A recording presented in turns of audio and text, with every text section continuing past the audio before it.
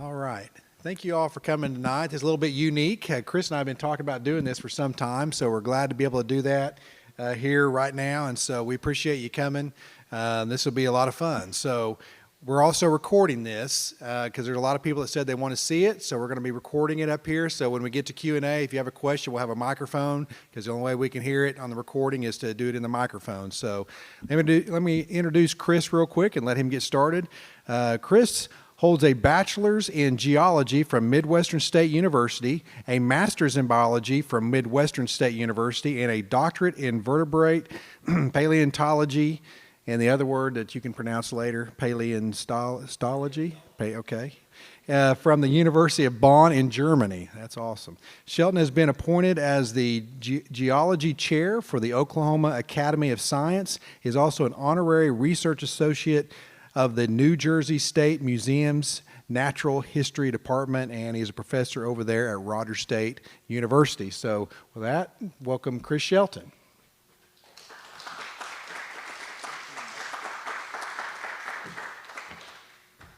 Okay, thank you for that introduction, Tad. Thank you to the museum and the museum staff for opening for us tonight. Usually they're closed, but they opened up, and it's cold, so thank you for coming out. Some of y'all already know me, some of y'all don't, but my name is Chris. I'm a professor at RSU, and you'll hear a little bit about me as we go through this, and I'll try to step through it fairly quickly. There's about 260 slides, so if I try to go less than 10 seconds a slide, we should be okay, but I'll be stopping and telling stories as we go.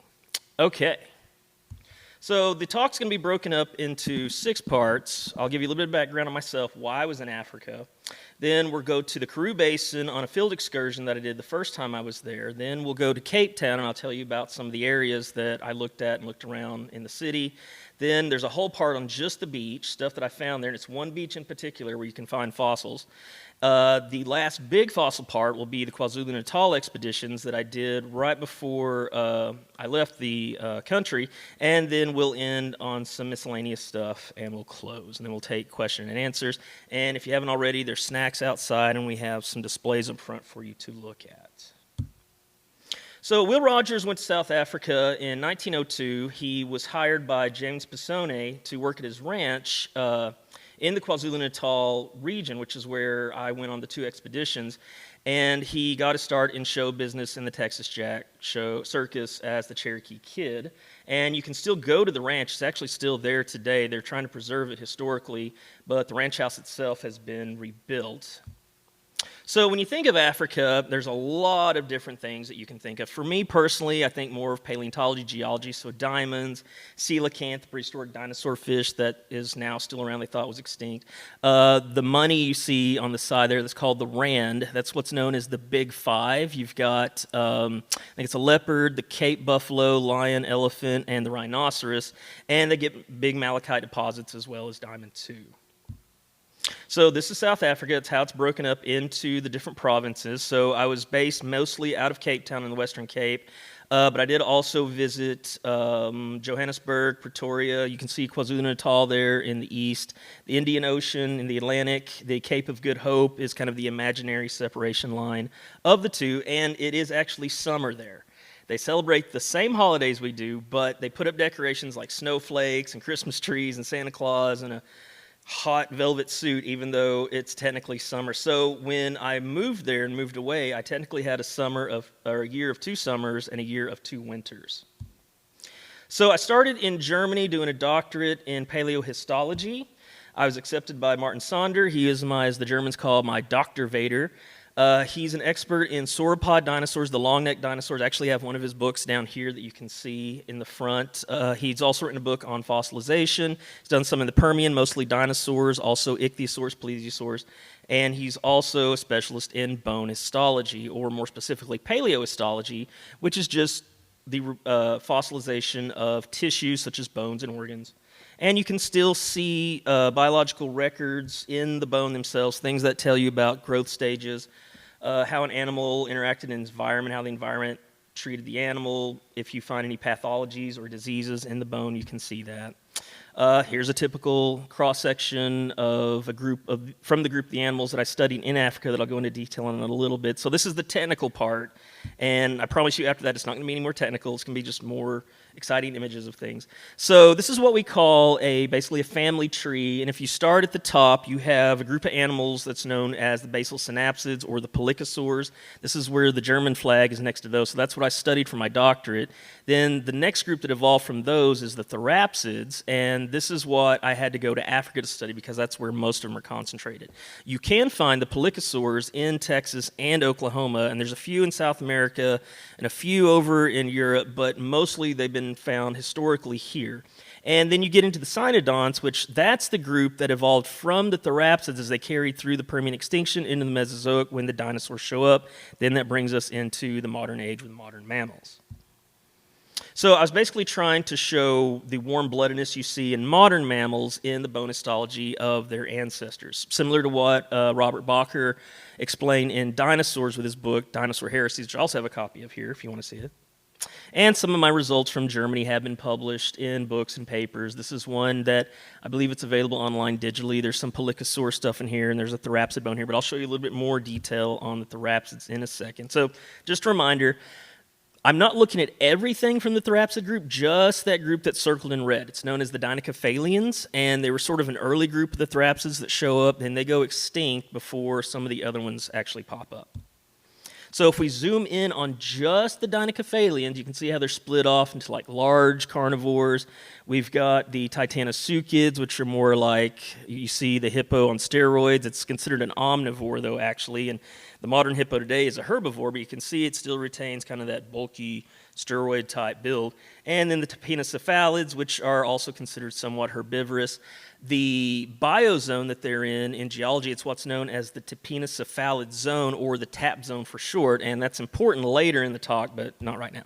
So here's a skull of that big, giant, steroid-like hippo prehistoric ancestor mammal called Yonkaria, and that's almost a 3-foot-long skull. It's probably longer than the one sitting down here at the end of the stage.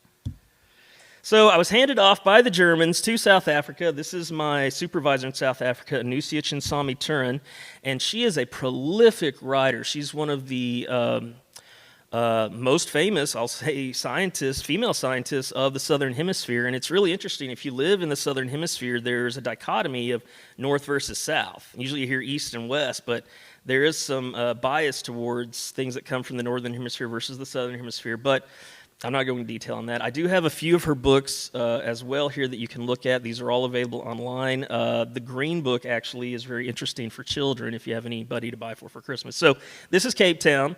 It was voted the most beautiful city in the world several years running. I think it still is. This is the World Cup Stadium. This was actually a place I lived at for a few months, so that was actually my backyard.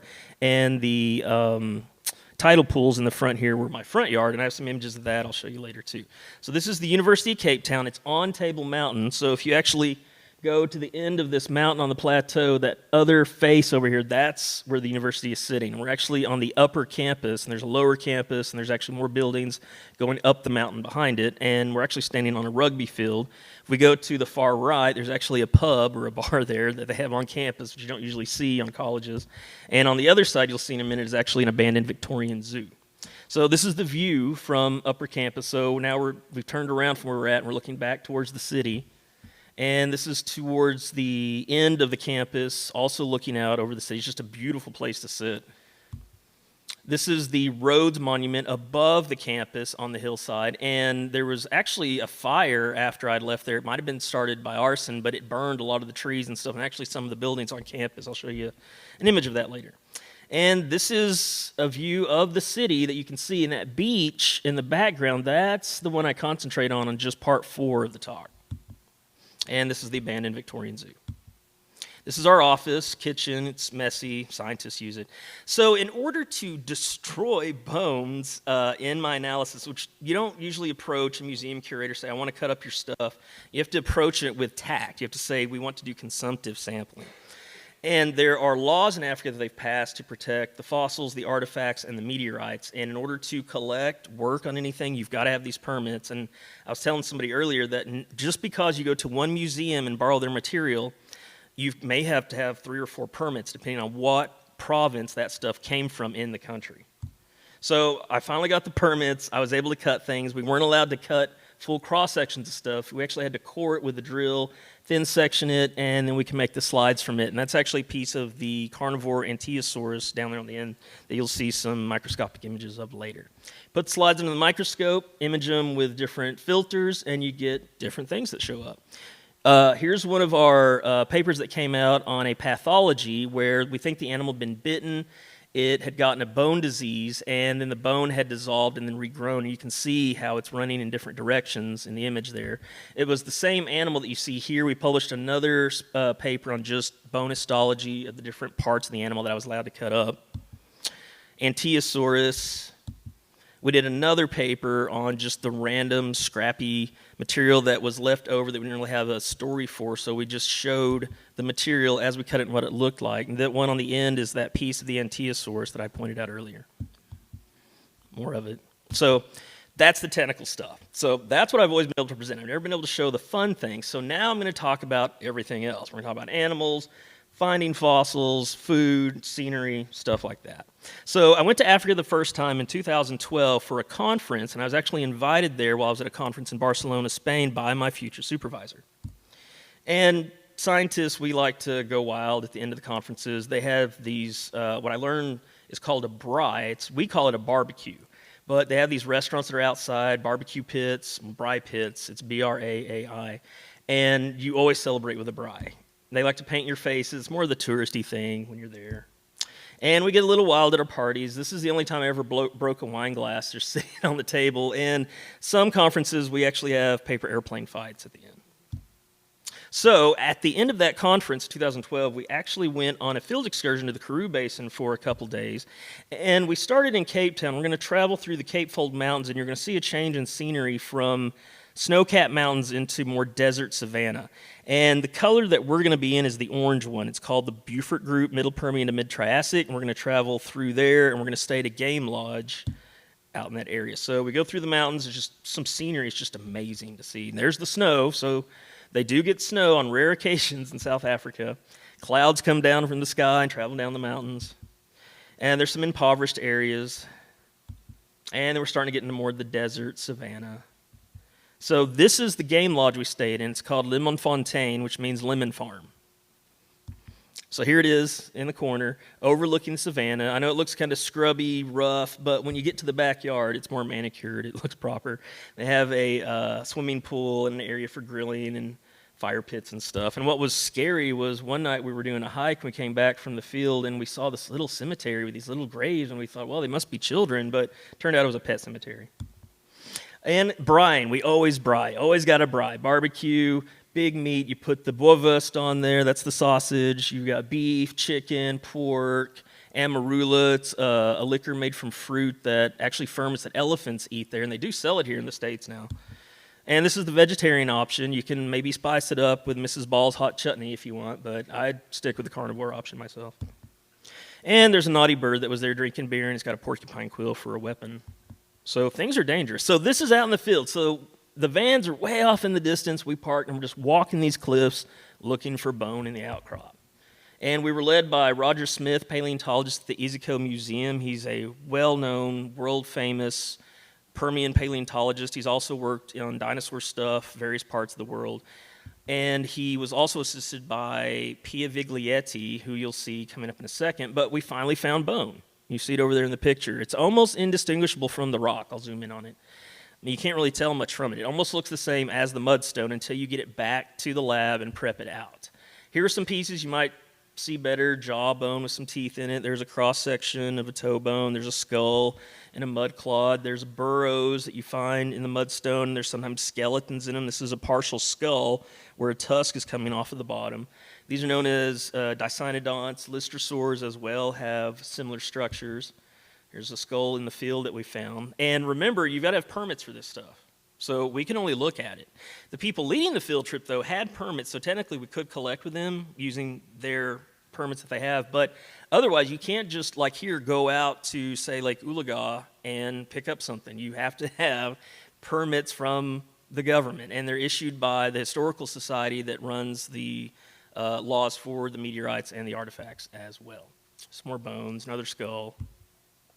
They set up lunch for us. It's kind of like the British-style tea time sort of. That's Pia. That's the other leader of the field trip. She actually has an identical twin sister named Gina Viglietti, and they're both, she's more of a paleo artist. Pia is studying vertebrate paleontology. I think she's actually at the Chicago Field Museum now. And you got to watch out for the wildlife. Lion Cliff. We went to one area where we'd have a guide with a gun, and I did ask him if I could hold it. He wouldn't let me. But as you see, while we're looking for rocks, he's keeping an eye out for the lions. And he told us that we won't see the lions, but the lions will see us. And here's another skull that we picked up. Actually, Pia found that in the creek while we were standing there, and we sprayed it with Krylon to preserve it. And it's kind of easy to find stuff when they mark it.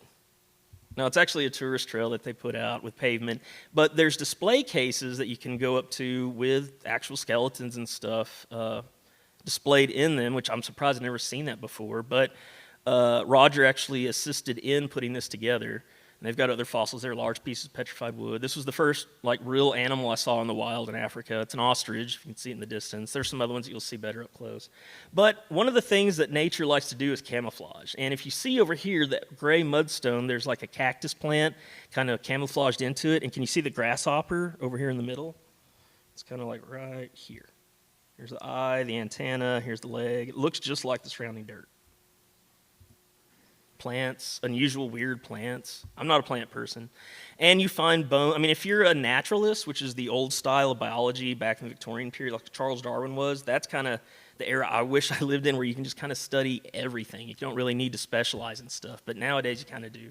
Desert tortoise, ripple marks. These are fossil ripple marks you find like on a beach nowadays or at the lake in the surf where the water moves over the sand and creates the ripples. You also get footprints and stuff preserved in here. And I found one very important fossil on this trip. I'm actually holding both pieces of the top of a skull of a dinocephalian. The first half was found by my colleague, Mike Day. He was actually a student at the time. He's now the curator of one of the vertebrate paleo sections at the London Natural History Museum. But what we found was either side of the skull of this animal, Criocephalosaurus, which is one of those dinocephalians. But right before they went extinct, this was sort of like one of the last species of it. So they published a paper. I'm not an author on it, but I mentioned in the paper for finding part of the skull. And if you go to the Wikipedia page for that specific species, I'm listed on there as finding some of the youngest material of that animal. And it extended. So here's the Tapinocephalus zone, arrows pointing up. It just extended the dinocephalians out of this rock formation into a more younger one, which they weren't known in for yet. And you got to get biltong. So this is what y'all are eating outside. They serve it now in America. You can buy it at Walmart. I don't like to call it jerky, but that's basically the African jerky. There's no preservatives in it, no sugar. It's all natural. And when you do open the bag and when you go into these stores, it has a little scent of death, which you kind of want, but I mean, that just comes with it. Things rot, things dry. But you can try almost like anything out there. Kudu was the best. Gemsbok, eland. There's an eland skull here. I've eaten almost everything, or tried everything up here on the stage. Not the hippo, not the baboon, but you can eat everything else pretty much in Africa. There's a wildebeest, ostrich. I've eaten things I didn't even know what the name of it was. So we leave the Karoo Basin. We go back to Cape Town.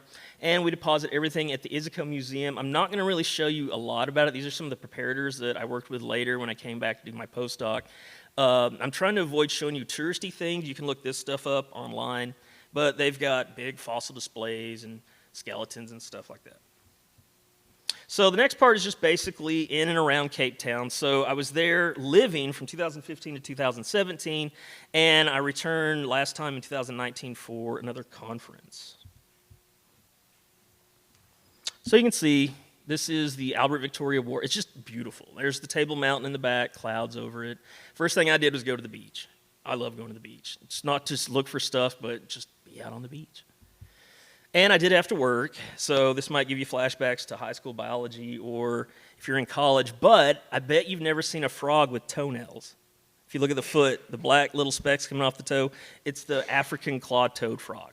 And I actually had to teach a class in vertebrate evolution with a frog dissection at the end for my supervisor when I got there because she was too busy, and she's just basically like, you got to do this for me. And as a postdoc, you're like, okay. We were supervised by a professor named Ed February who had climbed Mount Everest, and it's interesting because he's descended from enslaved people, And when they were bringing people through the slavery market there, when they would enter Cape Town, they would give them a name based on the month they arrived. So if you go to a phone book in Cape Town, you can look up all the months of the year, and there's people listed with those names. So his name was February, but if you go from January to December, they're all listed in there. And this is part of the house, one of the houses I lived in. This is the back garden. It was an elderly Dutch couple that had retired. They worked on Nelson Mandela's presidential campaign. They had pictures with him and stuff in the house, but they weren't there most of the year, and I was basically a caretaker for the place. There was an outside cottage that was attached as well, rubber tree, lemon trees, golden orb weavers for you spider people. I like spiders, but I didn't realize the web. I thought it had pollen in it, but it's actually that color produced from the spider. Sort of like our garden spider that we have here, but that's the golden orb weaver. Oh, it's eating a prey mantis. You can see that. Other insects, things in the garden. And I'm just using like a simple collapsible digital camera for this. There's no fancy photographing or anything. And just various things, red grasshopper, little tiny gecko. Here is that area with the bench next to the campus where I'd sit. There's a crab. You can see it right there in the grass walking inside. I thought I was hallucinating. I looked down, there's a crab on this hill far away from the ocean, and I was like, okay, well, there's a crab. And this is, I believe it's called the Groote Hospital. It's unusual, Africa. I mean, expect the unexpected. There's a cemetery in front of the hospital, but this is where they did the first successful heart transplant. And I'm often known for my cemetery pictures, so I like to photograph cemeteries, the sky, and sometimes you find some amazing stuff. And I noticed this bee that was flying around the flowers, and I kept trying to catch it with the camera, but I kept blurring the images, and I noticed if I just kept the camera still, the bee would come to me. Like I said, I just used a simple camera from it. You can see there's a headstone marker in the back. It's kind of neat. So artsy photographs, big carpenter bees on flowers, some random things, interesting stuff. This is the national flower. It's called Protea or sugar bush. And just random stuff. Aloe vera, they have big aloe vera plants there. If you don't have this in your kitchen to help with burns, get it, because it works. Artsy photographs, patterns you see. If you're into artwork, on the beach, well, before I was on the beach, I started noticing this spiral pattern and stuff, and it actually shows up in rocks that you find on the beach. So people would see things carried over into art and architecture. So we go to a botanical garden. It's near Cape Town. My professor was giving a talk there, and while she was giving a talk, we were kind of walking around, looking around, and you notice these animals start showing up. Those are baboons. Those are dangerous. There's a skull of a baboon right here. So there was actually a family that come running around the corner from it, and one baboon shows up, and another one. It was a whole troop of them. And their grandmother was teasing the baboon, and they kept telling her, Oma, no, come here, Oma.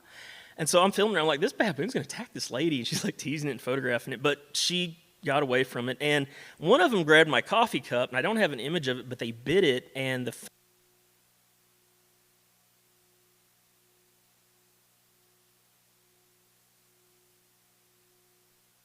Can you hear me? Okay. Oh. Sorry, I think that one died. Okay, there we go. More baboons. Ostriches are dangerous, but they taste good. This is an ibis. They actually call it a hottie-daw in South Africa because of the noise that it makes. They often show up at your house, on your roof. They wake you up. Guinea fowl ran wild on the campus. I actually had a colleague. She did bonustology on them. And, you know, around here we have those black and white geese. There's the Canadian geese. Those are Egyptian geese. This is the bird of paradise flower. It's one of the more common flowers. One of them was named after Nelson. Actually, I think this one was named after Nelson Mandela, the golden one. There's an orange one. And then you get to penguins. Lifelong dream to see penguins in the wild. I finally got to see penguins. So the Cape penguin's also called the jackass penguin because they bray like donkeys. They are loud. And I was so excited to see these. I didn't think I'd ever see penguins in the wild. And then we started to see more penguins. And there's some black cormorants in the back. More penguins, same place. Go down the boardwalk around the corner of the rocks. More penguins. But there's more than just penguins there. You also get this little guy. It's more of like a rodent. I don't really call it a rodent. They say it's more related to a rabbit, the way it looks, but it has the same kind of teeth as an elephant. It's called a hyrax. And for you reptile peoples, can you see the lizard in the foreground? I'll zoom in on it. Remember what I said about camouflage? Things camouflage. So there's another area you can see the penguin that's called Boulder Beach, and they have a breeding ground there that's protected, much like the other place. We had to stay on the boardwalk to avoid interacting or disturbing the breeding ground. So you can see where they're nesting in the sand, and there's an area actually where you can interact with them here. So they walk around with you. You can go up to them. There's warning signs that say they bite, and they do. I touched them. I was going to. But you can get really close. I touched that one on the far right side, the one on the back to me. And they swim with you in the surf. So that was something I never thought I'd ever get to do. Just if I could just have done that, I would have been happy going to Africa. And they also watch out for white sharks, great white sharks. They tend to do shark dives there. I didn't get to do it. I wanted to, but I didn't have time to. But we did get to stop and talk to some of the people that do the kind of like lifeguarding for the sharks. They have Cape seals. They have seal platforms in Cape Town where the seals can come up. You can't get near them, but they can rest and they go back underwater. They're tagged and monitor them. And this is the front tidal pool area of what's called Mule Point. So I lived in one of these buildings. There's a lighthouse there, and behind it is the World Cup stadium that you're going to see in a second. This is the scenery from it. It's just beautiful out there. So this is the backyard, Signal Hill, Lion's Head, the different mountain points. There's actually, it's called Signal Hill because every day at 12 o'clock they fire a cannon off. So you know it's 12 o'clock when you hear the cannon go off. And to the left, this is the World Cup Stadium. I could hear concerts and stuff going on there. There's a golf course behind it. But the tide pools are more interesting. These are abalone shells. And it just looks like you're in an aquarium. The water's clear. There's starfish in it, sea anemones, different kinds of starfish. More starfish, sea urchins, rough neighborhood. Thomas only has one eye. This is the mall at the Albert Victoria. Well, it's funny because I took this picture, I think in 2012. When I moved back there in 2015, same train, one eye. They never fixed the eye. So this is the Cape of Good Hope. It's not that interesting. It's just kind of a rocky coast with a hill that you can climb. They mark it with the latitude and longitude. But one side you got the Indian Ocean, the other side you got the Atlantic Ocean, and it's not that exciting. It's rocky, there's moss, it's kind of colorful, it's really windy, but what is beautiful is the scenery driving there. It's just, undescribable. Another place we went that was near Cape Town is Baines Kloof. This was a road that they built many years ago through the mountains, and it's supposed to be a fossil insect locality. But we didn't find any fossil insects, but we did see the baobab tree, which is what they also call the tree of life in South Africa. And a lot of their legends and stories revolve around this tree. The trunks get bigger than the canopies. They can live for up to 5,000 years. And one of my favorite wineries is located in the same area, Du Toit's Kloof Wine. And like I said, the scenery, it's like a movie set. There's the vineyard, and it just looks like a movie Hollywood backdrop behind it. So this is about the only touristy thing I really go into detail on. I don't show you stuff in their building. This is the West Coast Fossil Park. It's called in Longabondweg. This is just south of Cape Town, and I'm going to end this section with it because this will open with the beach section coming up, and I'll tell you why in a second. So we go there to look at some of the specimens that my professor had set out. She was studying how things decayed, how insects fed on them. There's not human parts, it's animal parts. It's like guinea fowl and stuff. And she was sampling bone at different times to see what it did in the histology. I don't think this stuff's been published yet. But she also got a sample of this skull. This is actually an elephant skull that's been weathered out. And you can see the cancellous spongy bone inside of it to help lighten the weight so it's not always that thick, compact cortical bone. But that's what an elephant skull looks like inside. I didn't have the ability to bring one to show y'all, but Tristan does have an elephant skull. If you're interested, you can talk to him about it. But they do have open excavations that you can go to, and you can see just all of these bones from, I think it's the Miocene, about 5 million years ago. And there's actually a mixture of terrestrial and marine material. And this is one of the more impressive animals that's there. It's called the short-necked long giraffe. But it looks like almost like a big cow. But there's a partial skull that's busted up over there. It's technically called a civithere. And there's other things too, large snail fossils. There's microvertebrates there. If I was able to stay longer, I might have been able to participate in excavation on an area that they had a deathbed of tortoises that they were uncovering, which I really would have liked to have helped with that.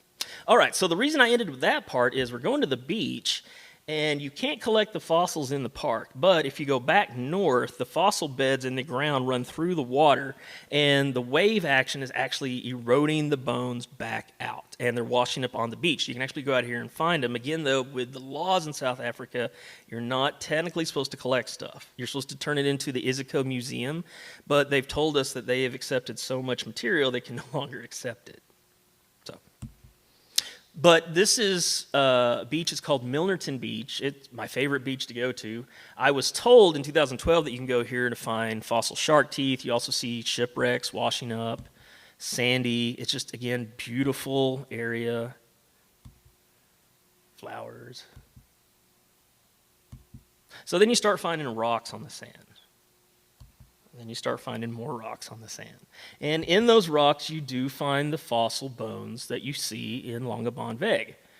This one you can tell, cortical bone, you turn it over, you can see the cancellous bone underneath in the medullary cavity. Also found coal, pieces of bituminous coal. You can see the plant fossils inside of it. And remember the shape of that one you see over there. Because then you start finding rocks like that one in the middle, black one with holes in it. And when you pick it up, if you take geology, you're going to think basalt or something volcanic usually. I looked at this thing over and over, trying to convince myself, I think it's bone, I'm not sure, maybe it is. I put it down, and then I start finding rocks like this. They had the same shape as the coal, but they had little tiny holes in them. And then I turn them over on the side, and I see these paired holes underneath. Those are foramen. That's where blood vessels go. So that told me automatically it is bone. These are tail vertebrae of a whale. They are fossilized. They have been phosphatized. They're black. And they get big. That piece that you see on the bottom right, that's the one I'm holding. That vertebrae in the center is probably the size of my chest. And they get bigger if you know whales. Whales are huge. Another fossil. More vertebrae. I found more than just vertebrae. I'm not going to show you all the vertebrae, but that was one of the more common things. I think this is the best I can put it is as a cow, but why it washed up on the beach, I don't know. I collected it, and I went back to where I stored them in my lab at the University of Cape Town, and it was completely white when it dried out. So I thought it had phosphatized, but apparently it hadn't. Here's a fossilized elephant tooth that had fragmented and washed out. That's probably some kind of mammoth. And you see the fossil here? See it over there? It's a rhino tooth. So same stuff coming out of the Longabon Veg area. It's just it's in the water and the wave action is washing it out. So you don't get the detail that you see doing the land excavation, but you can get some nice pieces that are coming out. And you get modern stuff. It's a modern seal bone. And shark teeth. I never found a shark tooth there, ever. Other people did that I would take to visit it, but I never found one there. I did find one, though, coming up in another spot. And other stuff, just beach combing, seashells, sponges, cuttlefish, various decapod crabs. Sorry, I don't mean to use the scientific terms. I'm used to teaching a lecture when I go over this stuff. But if you're into crustaceans, you can see there's a bunch of different ones. That one down in the bottom corner is almost perfectly round. There's 5 in that middle picture, if you can see them. Porcupine fish, man-o-war. Okay, so that brings us to the last big fossil section. Let's see, how are we doing on time? Okay, pretty well. So this is an area that we went to in the east. So this is the same province that Will lived in, where his first job was when he moved to South Africa in KwaZulu-Natal. And we went there in 2015, and actually that should be 2016, not 2017. So 2015, 2016, we go there, and you can see the bottom right picture. There's people standing there for scale, and all the little beds of rock that you see sticking out have fossils in them. Here's the lake. There's a map of it. It's called St. Lucia Lake, and there are tons of warning signs about crocodiles and hippos. So there were signs, there were hippo skulls displayed. I think they were actually even bigger than that one, I believe.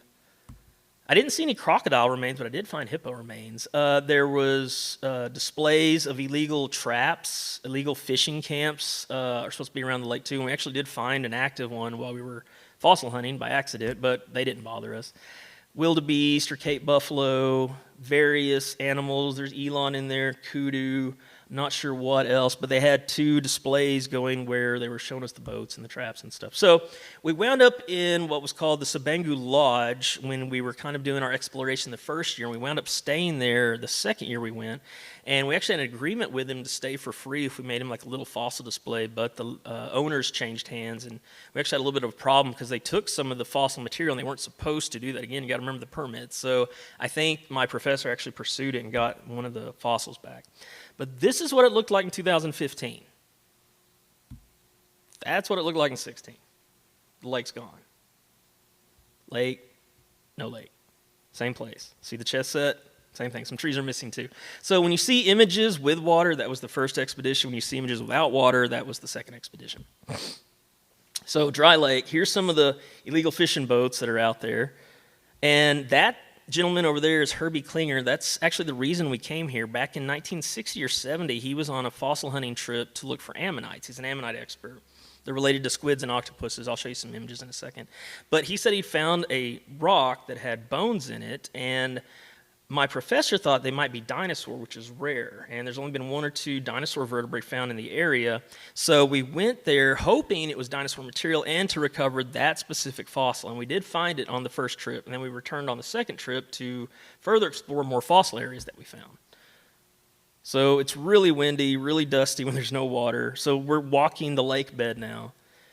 Here it is with water, and all these rocks have just tons of fossils in them. So again, there's the illegal fishing camp on the right, some of the fishermen, and this is what it looked like when we returned.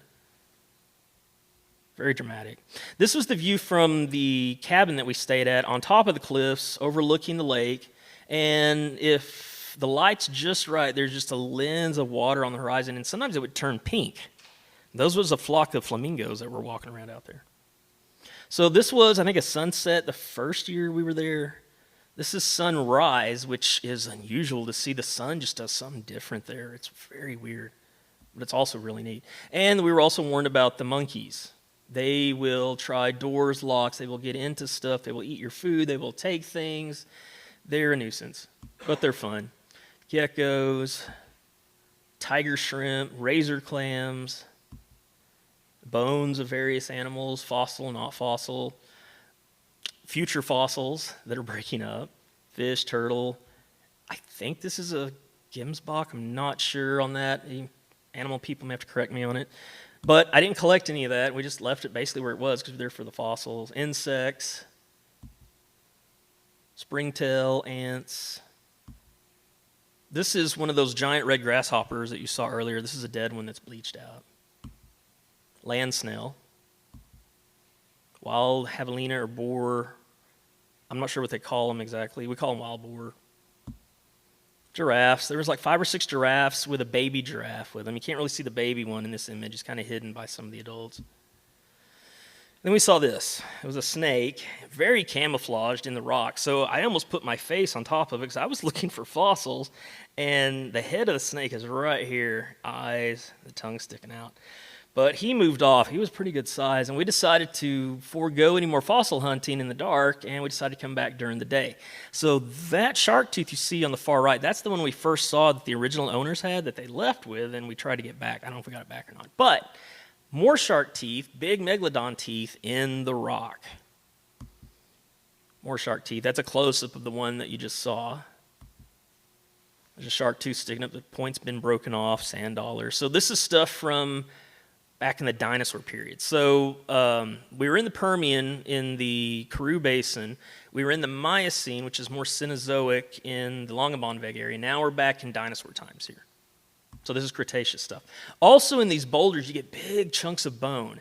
And if you look really close at the surface of these, you'll see the little scratch marks going in it. That's where the sharks fed on the whales. So as they were feeding on it, the teeth came out of the mouth and collected on the bottom of the ocean at the time. So that's why you have a mixture of the teeth with the food preserved in the rocks. So here's Herbie pointing out an ammonite. That's what he's known for. Many different kinds of species there of ammonites, nautiluses, clams. And they had signs not to take the fossils, though we had permits, so we were allowed to. But normally, like I said, the tourists aren't supposed to. They have to leave them where they're at. But these are ammonites. They get pretty good size. You can see the sutures on the right side, and that's how the shells would interlock. Nowadays, we have more of the nautilus that you see in the upper part of the image where the lines are just straight and it's connected by an inner tube which allows gas exchange in the chambers. But on an ammonite, they actually had the tube running along the outside of the body. But we don't have ammonites anymore. They went extinct when the dinosaurs went extinct. This is one of my favorite ones. There's a foot for scale down here in the bottom right. But this was a fossil that was being eroded out by the water, and you can see the interlocking chambers, the suture pattern on it, and it was encrusted by modern lake ocean life, and you can see little powder blue mussel shells encrusting on it. It's just a beautiful image. Also, we found some that I wish I could have took this back to the lab and cleaned it. It's got large calcite crystals growing in the chambers like geodes. Here's a nautilus. You can see the straight line sutures, but it also had those crystals in it too. But I'm not an invertebrate person, so I swore I wasn't going to collect any ammonites until I found this one, because it has a bone stuck to it. So I go out to this area, and I see the bone first, and as I'm uncovering it, I'm like, well, it's stuck to a rock. And the rock was an ammonite, and I did have to shower with this one to clean it up before we took it back because it was covered in mud. It was the best way to clean it, but that mud and those seashells are like glass, razor blades. So I was cutting my feet and stuff on it in the shower, but that was the only way to clean it up. Another ammonite, it's a different one that's not spiraled like a snail. It's a straight chambered one, but some of these were reworked into the later conglomerate. So these are now younger than dinosaur stuff as it got reworked. Petrified wood that's been eaten by shipworms. That's why it's got the big holes in it. They've been petrified, and you get calcification of some of the tubes as well. There's some iridescent color you see in some of the fossils. There's a straight chambered ammonite on the right side, looks like a cigar. There's a clam, a little one. It's about an inch or two long. It's called an Inoceremus. And the one on the left is also a type of Inoceremus. That one's taller than me, or bigger than me.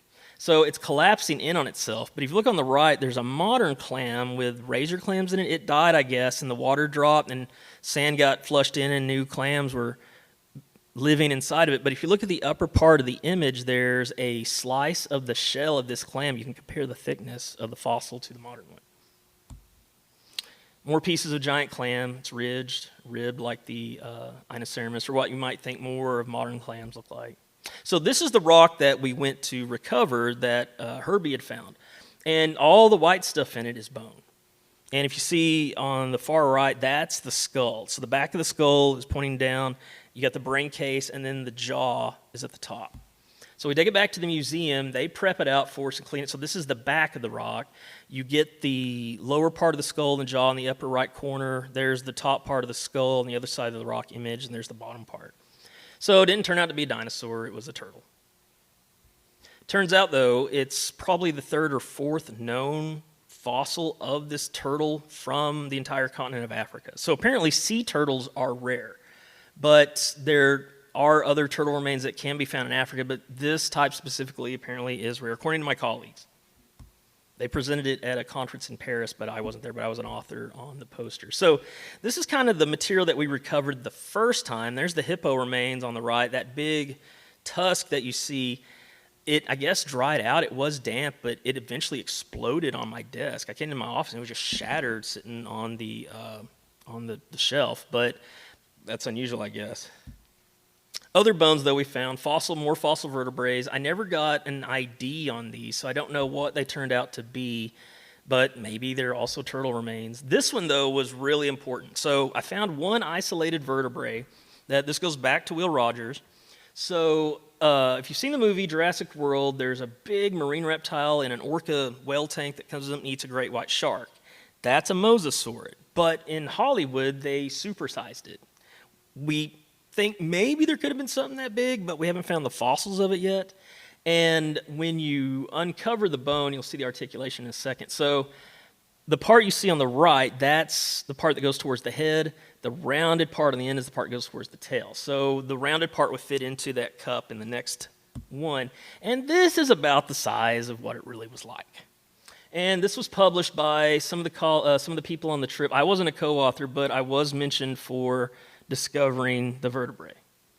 So like I said, it was the second one known at the time. The first one was found in 1901 before Will Rogers came to South Africa in 1902. Then 120 years later, I found that one. And this is for sale at the Tulsa Mall, the Elegant Stone. It's a mosasaur skeleton from Morocco. You can see the vertebrae. It's the same kind of vertebrae. There's the rounded part, points towards the tail. The cut part it would articulate with goes towards the head. This one's about $49,000. With tax, it's going to run you about $53,000. And of course, we bride. End of every day, you got to have the barbecue, you got to have the food. So now we're to the last part. So common South African phrases: are you winning or are we winning? And I'm just going to touch on some of the miscellaneous stuff, food and things. This is the laboratory. That's that clubhouse or bar that's on the rugby pitch near or on campus. At Christmas time, if you're a beer lover, they served a chocolate milk stout, which was really good. They only did it at Christmas time, and it's really good on ice, actually. Pizza, it's on a whole other level there. You can get double, triple layer pizzas. That one in the upper right corner, it's stuffed crust, but it's hot dog weenies in the crust. They call them sausages, but it's hot dog weenies. Debonair pizza, they put feta cheese on it. It's just, I mean, you can get almost any imaginable combination you can think of. They don't call things soda or Coke like we do. They call it cold drink. So no matter what it is, if you go there and you have cold drink, that's what it is. So ginger beer, you can read the back of it. It says, gives you a sensation we call kwetsa. So you pick up various words and phrases when you live there. That's a favorite breakfast that I had, grilled banana with French toast and Canadian bacon. Ethiopian restaurant, they had fossils there. There was a mammoth tooth I looked at. This was my favorite steakhouse, the Hussar Grill. Actually, when I was leaving after doing my postdoc, they gave me a VIP send-off, the restaurant did, and one of the appetizers they serve is like the biltong you're eating. So instead of having like chips and dip, they do biltong on the table. But they have great food. That's probably a 2.5-inch thick T-bone steak. And various stuff, burgers and things. They have a lot of Dutch influence. Lefmans is a cherry beer. When I was in Belgium, I drank a lot of cherry beer. The burger you see down here in the center, that has like an awesome blossom on it. It's a gourmet place called Gibson's. I went there for my birthday, and you know you order the right thing when other people in the restaurant come to photograph your order when it gets brought out. So this was a restaurant in Johannesburg I ate at called Carnivore. This is where I tried a lot of game meat, crocodile, impala, hartebeest, gemsbok, various venison, pork, chicken, lamb. They cook it there in the restaurant. You can watch them cook it. And they bring out I don't know what you call it, that kitchen utensil with various sauces on it. So each meat had its own sauce. And they do a little touristy thing where you can take a picture of it. And yes, they do have amusement parks in Africa. Ratanga Junction, rode a roller coaster. Never thought I'd do that in Africa. And it's not necessarily always safe. There is danger. There's a lot of student protests that went on campus. There was incidences that they had to bring police on a campus to keep protests from getting out of hand, and an incident happened with the police, and they outlawed the police from coming on the campus. They had to hire private security. But anytime something would happen, usually Molotov cocktails would start being thrown, vehicles would get burned. First thing to lock up would be the library because they want to protect the books and things. So other campuses like Johannesburg had bigger problems than we did. They did firebomb our vice chancellor's office. That was one of our research vehicles, and some of the student shuttles were also burned. This is one of the libraries. So if you remember that image I showed you at the beginning of the university, the upper campus, that middle building, that's the one you see through the window over there. So this was on the left side of that. This was part of the library. And they think it was an arson that was set on that hill, and it just came down the mountain and burned part of it. It happens. I wasn't there, though, for this. So this is like one of the few pictures that I didn't take in the presentation. I was also able to go to a VIP opening of one of the body exhibits there where they plastinate the human bodies. They put them in different various positions, so that was really interesting. I met a forensic anthropologist who studied with Kathy Reichs in Canada. If you know Kathy Reichs, if you watch the show Bones, her books are based on them. He studied with her and learned forensic anthropology at the same time, and he's in South Africa and wrote a book. It was really interesting. I also got to meet some of the Kennedys. Robert F. Kennedy's family was there commemorating his Ripple of Hope speech. I didn't know he gave it at the University of Cape Town. Carrie Kennedy, Rory Kennedy, his 2 daughters were there, and like 30, 40 of his grandkids were there. And they gave a talk, and they were kind of in a hurry. They were also there with the U.S. ambassador and the late Representative John Lewis. And we were also interrupted by protesters, too, which is a common thing. So that's pretty much it for my talk. I just want to make or point out that we're taking donations for our new STEM building still that we're still trying to raise a little bit of money for.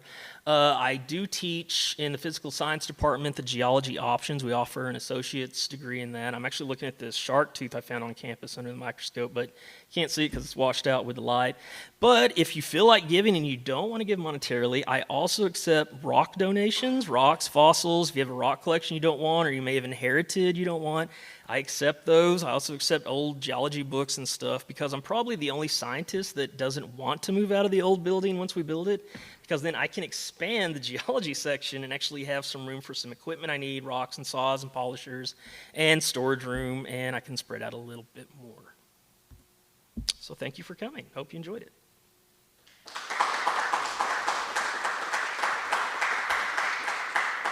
Almost on time. So are there questions?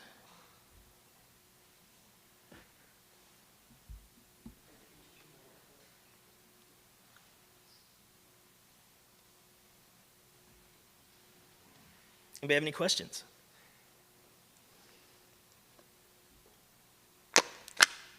You'll have to speak into the microphone. This isn't geology related, but what were the student protests over? Well, it was interesting, the timing that they usually showed up. It was usually right at the beginning of the semester and right at the end of the semester. And usually in the beginning of the semester, it had to do with housing. And, well, I don't want to get too much into it, but there's a lot of racism there, and there's a lot of demographic groups. It's not just black and white. It's black, white, colored, mixed, Asian. There's a whole bunch of different, and they used to be separated back during the apartheid. And some groups feel like they've been treated with less favor than others, so when housing runs out, they get mad about it. At the end of the semester, though, it's more to do, I think, with postponing tests. So there's people that want to graduate and take their finals and finish, others don't, so suspend work, yeah. How did the lake dry up? It just does. It just did. Yeah, if you, well, I teach this in some of my other classes. If you look at the Louisiana, Mississippi Delta over time, it's not permanent, it changes. Water flushes in, it makes islands, it takes islands away, so they may have had a drought or less rainfall then. There was actually a tide that came in once, but the water was like just that deep, and you just saw it trickle in, and that was about it. It's sort of like an estuary, kind of connected to the ocean too, but yeah, I don't know why, I guess just less rainfall.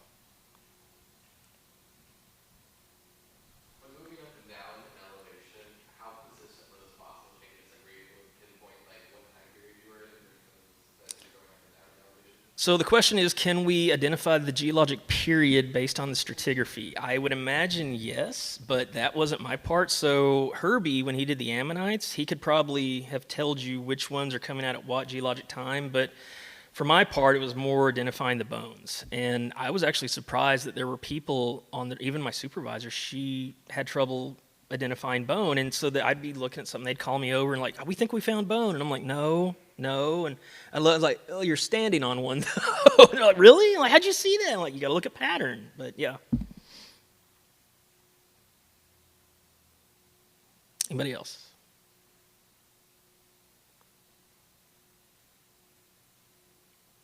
Okay. Yes. Did you eat all of that mango steak? Yes, I did. I actually told myself I was going to save some of it for leftover, and I wound up eating the whole thing. Yes. How are they selling fossils? You said it was the Woodland Mall. Mm-hmm. How exactly are they doing that? Well, that one was from Morocco. So there are areas that you can, well, I mean, Morocco's not in South Africa, it's its own separate country. So different laws, different countries, and sometimes they don't follow the law. But yeah, you can order Moroccan fossils. I was always told as a geology student, beware the Moroccan fossils, because usually they're faked, because they'll cut them and repolish them. But apparently, I will tell you that specimen, and after I posted on Facebook, I got chewed out by a lot of my colleagues, and they're like, wow, that's crappy. It's piecemeal together. It's not one animal. It's a bunch of different animals that kind of stuck together to make it. So you talked about how you were seeing similar fossils on the beach as compared to one of the sites you were at. Can you talk a little bit about what are some of the big differences look at something that's been water eroded severely versus something that's seen undisturbed? So if you find something in situ, you're going to have more detail and you're able to kind of go at it and preserve it where it's at, and you get more of the animal usually. When it's been washed and eroded, it's been tumbled, chipped, broken. Sometimes it's unrecognizable, gets weathered and then deposited, and sometimes those deposits actually become rock layers themselves. So like some of the bones I found at Ulaga, they're concentrated as fragments in concretions, and I may never find more of the animal. It may be something that was lost millions of years ago in the geologic process of forming. But it's more fun to find things on the beach. I'm kind of jealous. I have a colleague from Italy. He went, I don't remember where it was.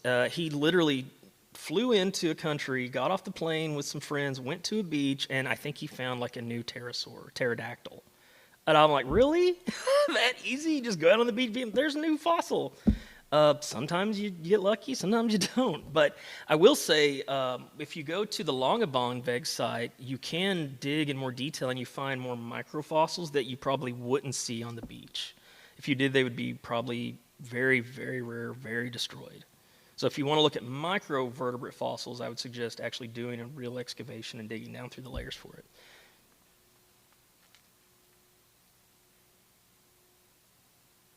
Anybody else? Okay, I think that's it. So